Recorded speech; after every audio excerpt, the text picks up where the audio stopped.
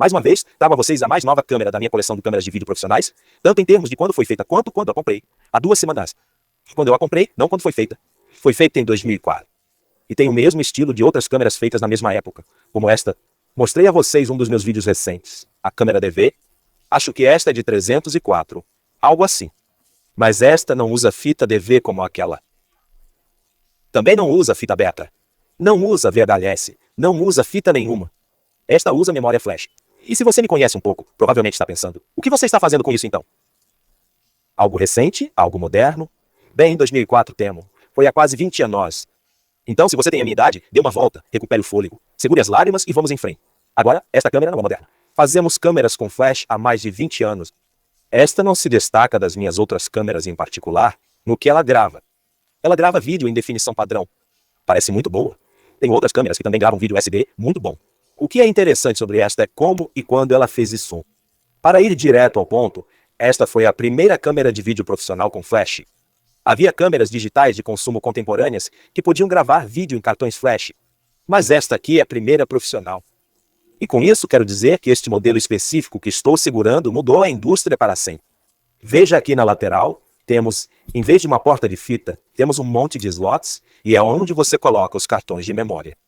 Você provavelmente está pensando, isso parece um pouco grande, meio grande demais para cartões de memória. Pode ser que isso tenha um formato estranho? Nossa, com certeza tem. Em 2004 já tínhamos vários formatos de flash concorrentes. Tínhamos Compact Flash, Smart Media Card, MMSA, que depois se tornou SDAE, Shred. Havia XD, Picture Card, Sony Memory Stick e acho que alguns outros formatos. Mas todos eram formatos de consumo e câmeras de consumo. Essa coisa pega algo completamente único que a Panasonic inventou. Isso é apenas para câmeras profissionais, chamado P2 Card. Esse é o P2 Card e esse é o P2 Card. E se você conhece laptops e PCs antigos em geral, você pode pensar, espere um minuto, isso é PCMCIA. Você estaria certo, é claro. Esse é o PCMCIA, também conhecido como PC Card. E esse é o formato que usamos para editar, adicionar modems, placas de rede, Wi-Fi e todo tipo de coisa aos nossos laptops naquela época. Então, o que a Panasonic está fazendo colocando um flash card em formato PC-meia? Parece meio estranho quando havia cerca de 12 outros formatos que eles poderiam ter usado. Bem, o engraçado sobre isso é que na verdade é um retorno à forma para o formato de cartão PC, que não foi originalmente inventado para adicionar periféricos ao seu computador. Foi concebido como um formato de memória. Nos anos 90, antes dos pendrives USB serem inventados, havia pendrives e eles só vinham em cartões PCMCIA como este. Este é um cartão de memória flash de 6 MB que você pode simplesmente colocar em um laptop e executar o driver apropriado, e ele aparece como um disco rígido. Na verdade, você pode obter discos rígidos no formato de cartão PC. Este aqui é um disco giratório de 260 MB. Você pode até obter atualizações de RAM para a memória do sistema real de algumas máquinas que se conectavam através do slot do cartão PC. Então, a Panasonic, usando o P2, é na verdade um retorno à forma para o formato, e fornecia uma excelente interface para a memória flash devido à sua velocidade extremamente alta. O cartão PC original era bem rápido, mas esta é uma versão posterior chamada Card Bus, que você pode reconhecer por esta faixa dourada aqui. E o rendimento nisso é excelente, porque é, na verdade, um slot PCI inteiro da placa-mãe que foi trazido para esse spinner. Então você pode obter cerca de 133 MB por segundo por meio dessa interface. Então, se seu primeiro pensamento ao ver isso foi porque a Panasonic fez um formato flash proprietário, na verdade, não é proprietário. Este é um cartão PCMCIA que você pode colocar em qualquer laptop e ler normalmente. Além disso, a Panasonic tinha alguns motivos muito bons para fazer seu próprio formato flash, em vez de usar qualquer um dos que já existiam. Veja, em 2004, a memória flash não estava realmente à altura da tarefa de vídeo profissional. Eram todos basicamente o mesmo flash NAND sob o capô, até onde eu entendo, e os rendimentos neles não eram tão bons. Não tenho números concretos, mas tenho este artigo do Maximum PC 2004, comparando um monte de cartões CF entre si. A comparação aqui mostra que a maioria deles não chega muito acima de 2.400 kb/s, o que está na faixa de 20 megabits. E há um destaque que pode chegar a 6.400 kb/s, o que é cerca de 50 megabits. Infelizmente, isso não é realmente o bastante para vídeo profissional. E se olharmos para o que estava sendo usado na época, podemos ver por quê.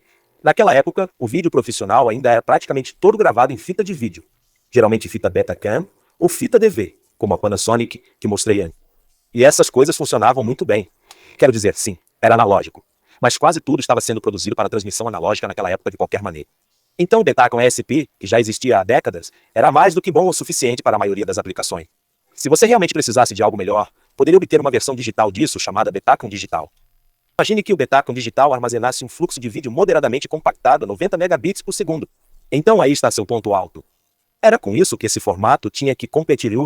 Havia uma variante de baixo custo chamada Betacam SX, que saiu alguns anos depois, que fazia 18 megabits, o que vários desses cartões poderiam atingir, mas com pouca margem de erro. Além disso, tenho certeza de que o Beta SX era como uma versão de baixo custo, e não sei se decolou. É meio difícil para mim dizer, já que eu não trabalhava na indústria na época. Ainda assim, para fazer com que as emissoras abandonassem a fita de vídeo, a Panasonic teria que vender a elas algo que fosse bem próximo do que é realmente bom, não do que é barato. Lembra disso? A essa altura, a fita já existia há décadas. Era uma quantidade conhecida. As emissoras estavam familiarizadas com ela. Elas lidavam com toneladas dela por ano. Mas a fita tem algumas desvantagens. É grande, é frágil e é linear. Não preciso convencer você sobre o problema do tamanho. Certo, menor é melhor. Agora elas têm de 20 a 30 anos e não são mantidas há tanto tempo. Então isso é um pouco injusto. Mas mesmo assim, derrubar uma câmera com um mecanismo de fita pode tirar todo tipo de coisa do lugar. E isso tira você de serviço imediatamente. Enquanto isso, tenho 2 ou 3 caixas de câmeras digitais que foram jogadas e embaralhadas de caixa em caixa por décadas, e cada uma delas funciona perfeitamente. Eu realmente não encontrei uma que não funcionasse, porque não há partes móveis. Então, claro, há o problema de que elas são de acesso linear. Se você quiser reproduzir o vídeo que acabou de gravar no campo, você terá que rebobinar.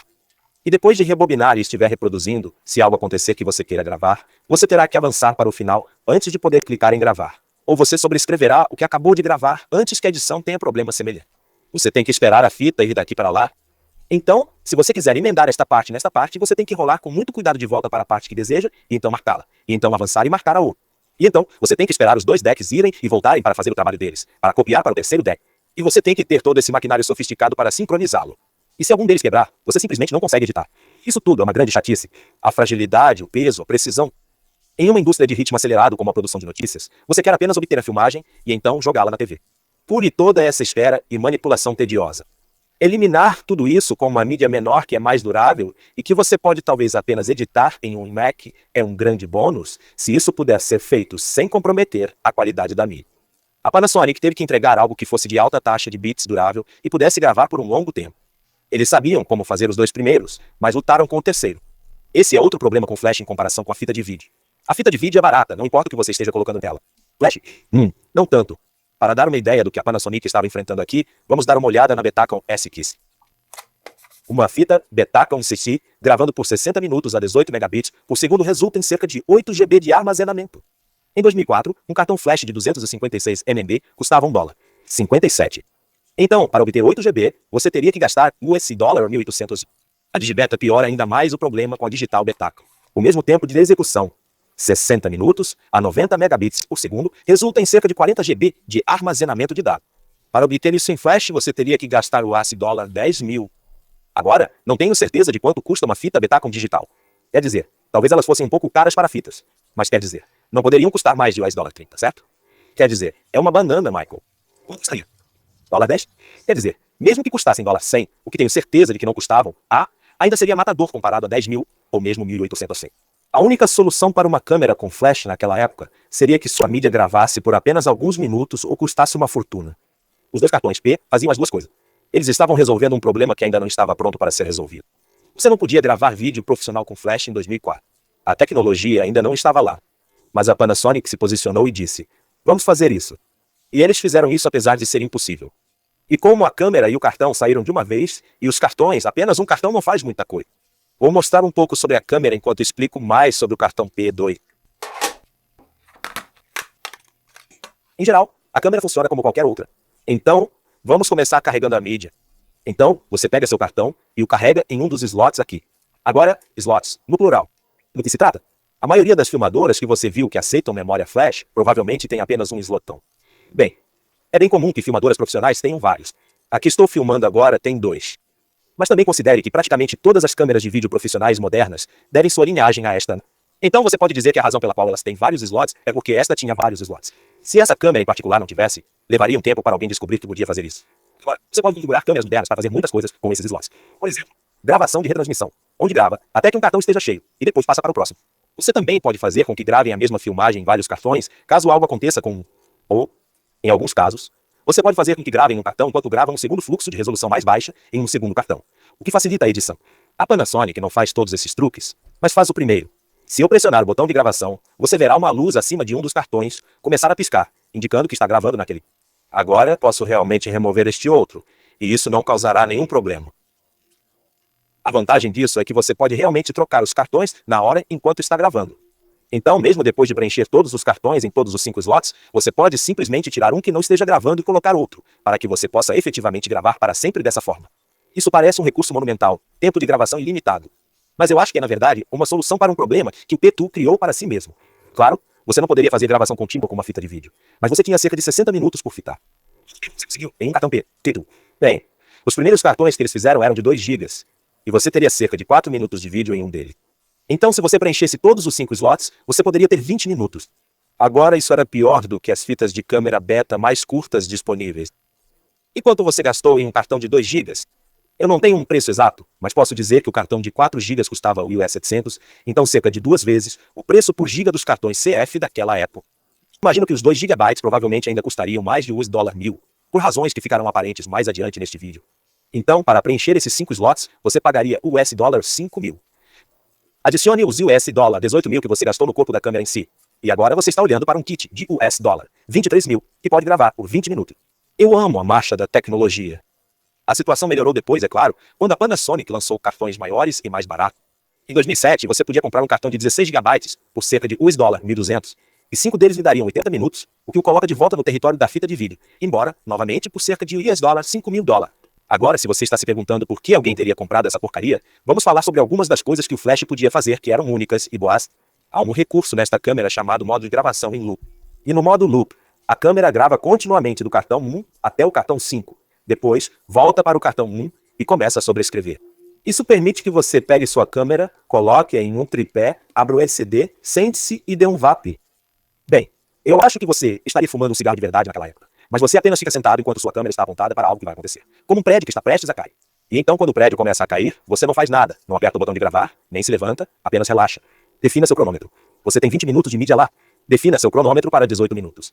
Quando o seu cronômetro disparar, levante-se, aperte o botão de parar. E agora você sabe que tem 18 minutos de filmagem após o colapso, incluindo 2 minutos antes do colapso, e você não precisou fazer nada. Há outra variante disso chamada pré-gravação, na qual você não precisa apertar o botão de gravar. A câmera grava continuamente o tempo todo em um pequeno buffer de memória interna que pode obter cerca de 8 segundos de vídeo. Então, digamos que você está configurando sua câmera. Você a coloca no tripé e está mexendo com seus cabos e outras coisas, esperando uma coletiva de imprensa começar. Um cara corre para o palco até o pódio e começa a gritar obscenidades no microfone e é abordado por funcionário. Você não tinha ideia de que isso aconteceria. Mas, desde que dentro dos primeiros 8 segundos você aperte o botão de gravação, você terá a cena de quando apertou o botão. Ele apenas despeja o buffer de 8 segundos no cartão P2 e então começa a gravar normalmente depois disso. Então, a qualquer momento você tem 8 segundos antes de apertar o botão que você pode resgatar. Por exemplo, eu fui ao meu parque de referência padrão e apontei minha câmera para um guindaste e fiquei lá por 10 minutos lendo meu telefone. E quando me virei, vi que o guindaste tinha começado a se mover quando eu não estava olhando. Então apertei o botão e, como você pode ver, consegui a cena inteira antes e depois que ele começou a se mover. Agora, esse tipo de coisa é exatamente o que as pessoas gostariam de câmeras de estado sólido. Essa é a mágica que você simplesmente não consegue fazer em fita de vídeo. Gravação contínua. Isso é impossível. Acho que você poderia pegar 2 decks, colocá-los lado a lado e ter um registro enquanto o outro está rebobinando. E então, apenas alternar para frente e para trás, inteiramente à mão. Talvez houvesse um mecanismo automatizado para isso, mas isso é um grande problema. E você gastaria tanto nesse equipamento quanto gastaria apenas comprando os cartões P2. E a coisa pré-gravação, até onde eu sei, era completamente impossível com videocassete. Acho que talvez eles pudessem ter feito isso com digibeta ou algo assim. Mas esse é um recurso que é muito, muito flash, não muito videocassete. Então essas são as coisas que eu acho que colocaram o P2 no mapa. Para começar, o que teria convencido alguém em 2004 a gastar uma fortuna em uma câmera que não pegasse nenhuma de suas mídias normais e custasse uma fortuna para comprar cartões que pudessem gravar apenas alguns minutos? Recursos como esse teriam sido grandes argumentos de venda para algumas pessoas. Essas pessoas teriam matado por recursos como esse, tenho certeza. E aí, com certeza, essas coisas venderam, então deve ter valido a pena. Algumas outras coisas rápidas sobre a câmera em si têm um LCD. É a primeira câmera que tem um... Essa coisa também tem um botão de memorando de voz aqui que grava rapidamente um trecho de voz sem vídeo, o que até onde eu sei seria impossível em uma fita de vídeo. Ela tem que rolar a fita para gravar. Então, acho que esse também é um novo recurso. E então, é claro, sendo uma câmera digital. Agora temos esses controles aqui, esse pequeno D-pad que nos permite navegar pelos arquivos salvos no cartão. Quando você está assistindo ativamente a um vídeo, pode usar esses controles de transporte para avançar e voltar, parar a reprodução e pausar, assim como uma fita de vídeo. Mas, felizmente, eles não fizeram você usar esses controles para selecionar um clipe. Você pode usar o D-pad aqui para selecionar o que quiser e reproduzir. Você pode fazer gerenciamento de arquivos a partir daí. Formate os cartões, selecione e exclua coisas. É como uma câmera digital. Você também notará que há um slot para cartão SD aqui, mas não é realmente para gravar vídeo. Esta câmera tem um menu mais denso que já vi. Nunca vi tantas configurações em nada antes. Acho que pode haver 1000 opções no menu desta câmera. Então, o cartão SD é apenas para salvar suas configurações. Ele tem menus de usuário personalizáveis em limites de listras de zebra muito específicos. E tipo, Deus sabe o que mais está enterrado lá. E você pode salvar tudo isso em um cartão SD. E então, quando você joga esta câmera em um lago, você pode tirar o cartão SD, colocá-lo em uma câmera que ainda esteja funcionando e pronto. É como sua câmera antiga, aquela que você deixou cair em um lago. Agora, finalmente, quanto à imagem da câmera em si, como eu disse, é muito parecida com as minhas outras. É uma imagem SD de altíssima qualidade, de 2 milésimos de polegada. Esta pode gravar em widescreen 16:9, o que não era tão incomum na época. Há várias câmeras baseadas em videocassete que também podem fazer isso. Acho que o sensor em si é, na verdade, 16:9. E quando você grava no modo 4,3, ele apenas corta as bordagens. Você também pode gravar em vários formatos diferentes, 60 campos por segundo entrelaçados, 30 quadros por segundo progressivos e 24 quadros por segundo progressivos para um filme progressivos para um filme. Veja. Agora, como minha TV Panasonic, esta também suporta saída Firewire, mas há apenas um espaço em branco aqui, porque eles não instalaram a opção para isso. E parte da razão para isso é que, neste ponto, o Firewire havia se tornado obsoleto. Com o Firewire, você tinha que gravar vídeo de uma câmera em tempo real. Você não podia copiá-lo mais rápido do que a reprodução normal. Então você o conecta ao seu iMac, ou algo assim, aperta play e espera. Se você tem 40 minutos de vídeo, você espera 40 minutos para que ele seja copiado da câmera. Com este, você tem muitas opções. Você pode simplesmente tirar o cartão PayTil, colocá-lo em um laptop, lê-lo lá. Você pode colocá-lo em um adaptador USB, lê-lo lá. Você pode colocá-lo em uma caixa de transferência PayTil que o move para um disco rígido. Ou nesta câmera, você pode realmente conectá-lo. Desse page do existe. Ele tem uma porta USB 2 lá embaixo, o que em 2004 ainda não era, eu acho, uma garantia. Poderia ter sido USB 1 em um mundo mais assustador. Agora, o manual sugere que isso não estava funcionando no lançamento. Ele diz que a porta USB é para uso posterior, mas esta parece ter recebido uma atualização de firmware ou algo assim. Como eu o conecto ao meu PC e obtenho 5 leitores de cartão e posso simplesmente puxar os arquivos dos cartões PTU, ele realmente copia bem e rápido. Eu obtenho cerca de 160 megabits. Relatos contemporâneos, no entanto, caracterizam o PTU como sendo realmente irritante para trabalhar, porque ele realmente copiava em velocidades menores do que o tempo real. Então você filmaria por 20 minutos e depois gastaria 40 minutos copiando os dados do cartão. Só posso imaginar que isso seja porque eles estavam usando adaptadores USB para PCMcia realmente ruins que implementavam a interface de barramento do cartão muito mal. Não sei por que mais seria tão lento. Agora, é claro, como eu disse, você poderia colocar isso em um laptop e apenas copiar os dados nas velocidades nativas do barramento do cartão. Mas os laptops daquela época tinham discos rígidos muito pequenos em geral e a maioria deles não conseguia lidar com a edição de vídeo, certamente não nas taxas de bits que este usava. Então, sobre isso, qual é a taxa de bits? Bem, é ajustável. Ele pode fazer 3 formatos e o mais alto é o DVC Pro a 50 megabits. Então aí está sua marca d'água alta. Os outros 2 são DVC Pro a 25 e DV a 25. Agora, é claro, ambas as velocidades superam claramente todos os cartões do mercado, pelo menos de acordo com essas informações.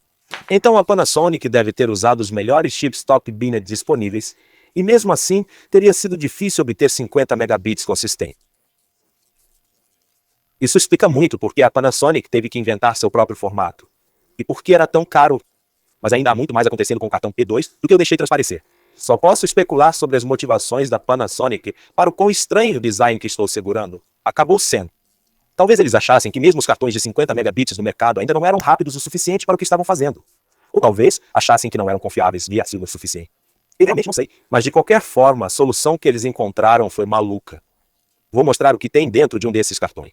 Agora vou avisá-lo para não fazer isso em casa, porque você realmente não consegue desmontá-lo sem destruí-lo. O meu ainda funciona, mas o seu pode não ter tanta sorte. Devo ressaltar, no entanto, que no processo de desmontagem, confirmei o que ouvi. Na verdade, são pequenos chassis fundidos. Não são apenas 2 peças de chapa metálica. Na verdade, são uma cobertura de chapa metálica sobre um pedaço de alumínio fundido. Então são bem pesados. Deixe-me tirar o outro que desmontei da câmera. Está preso. Está preso lá porque eu o desmontei. Ah, não. Consegui usar meu cartão do seguro de saúde para ajudar a tirar o cartão. É a única coisa para a qual ele serve. Então, abro a tampa e agora vou mostrar o que tem dentro. Então, Vamos começar removendo a cobertura de chapa metálica sob a qual encontramos esse conjunto. Alguns parafusos aqui que você precisa tirar. Esse cara pode ser removido, esse protetor de plástico e essas duas proteções de metal.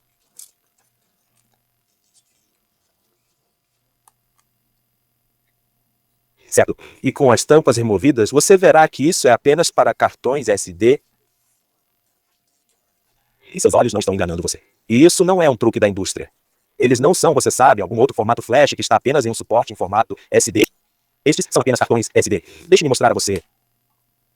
Veja, é um cardinal SD de 1 GB da Panasonic pronto para uso. Ele tem um interruptor de bloqueio e tudo. Ele tem uma etiqueta.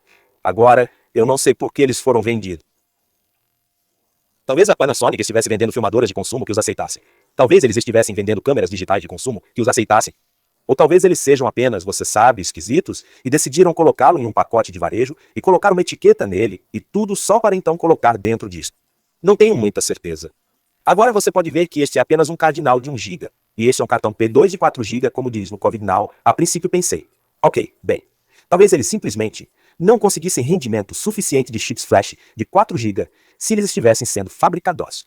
Então eles simplesmente colocaram 4 em um sobretudo para obter os 4 GB a 50 megabits de que precisavam. Mas não acho que seja isso o que está acontecendo. Se invertermos isso, você verá que há mais circuitos aqui, o que não é surpreendente.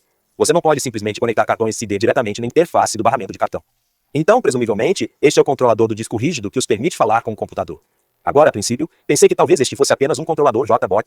Isso significa que apenas um monte de discos refere-se a pegar uma série de unidades de menor capacidade e adicioná-las para obter a capacidade combinada, e em seguida tratá-las como apenas um disco rígido. E isso apoiaria minha teoria de que eles eram rápidos o suficiente na velocidade de 1 GB. Mas não acho que isso seja verdade. O que eu realmente acho que está acontecendo é que eles não são rápidos o suficiente. Eles só podem fazer 20 ou 18 megabits, e isso é executá-los em RAID 0.